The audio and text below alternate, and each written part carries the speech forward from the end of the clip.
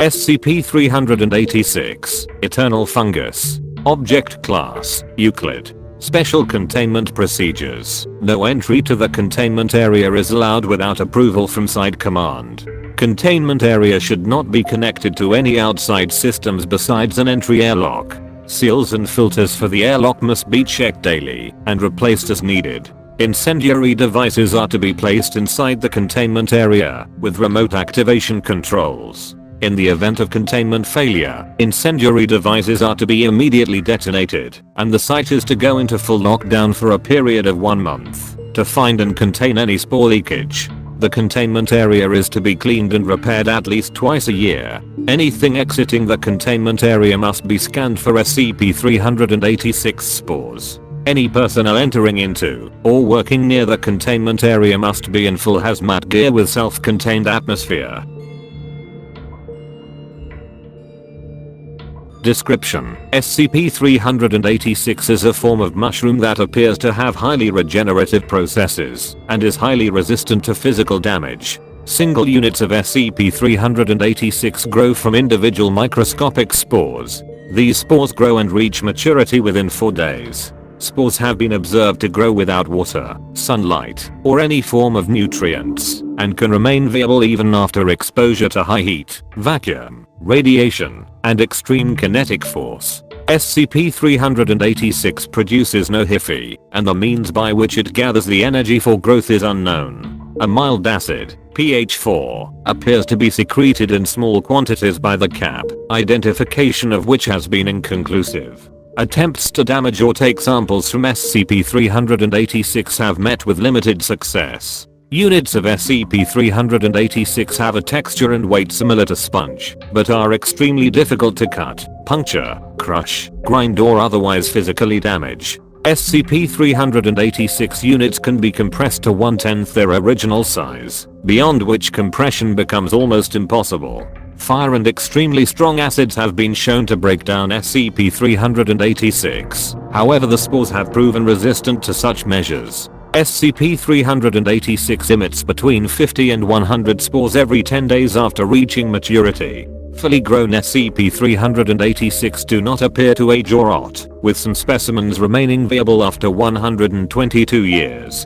Containment is difficult due to the constant reproduction and emission of microscopic spores. Outbreaks of SCP-386 can overrun areas in very short periods of time, and the buildup of spores and acidic secretions can render the area extremely hazardous to life. One of the dangers of SCP-386 arises from the inhalation of spores. These will grow and reproduce inside the lungs, causing suffocation, internal hemorrhaging, and death. The same is true of accidental ingestion of spores and their subsequent reproduction inside the digestive system. Spore introduction to the bloodstream results in severe internal hemorrhaging, trauma, and eventual death. Due to the microscopic size and extreme durability of spores, there is no cure for SCP-386 at this time.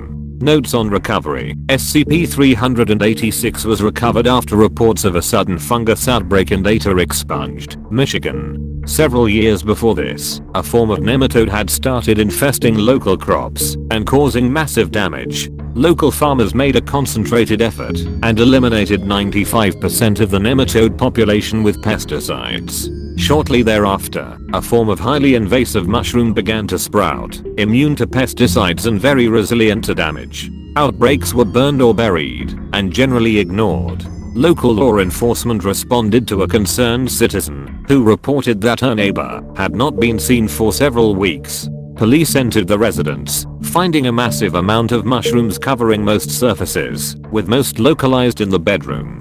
Human remains were found under a large pile of mushrooms, identified as the homeowner. Agents responded after reports that all the responding officers died under identical conditions, with mushrooms starting to spread at an exponential rate.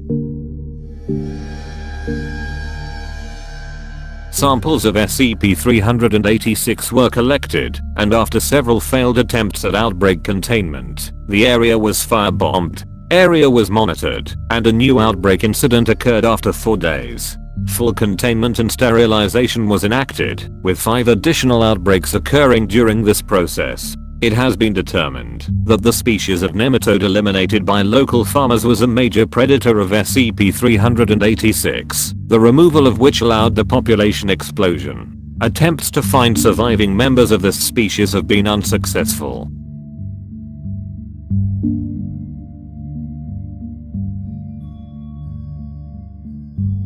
End of file.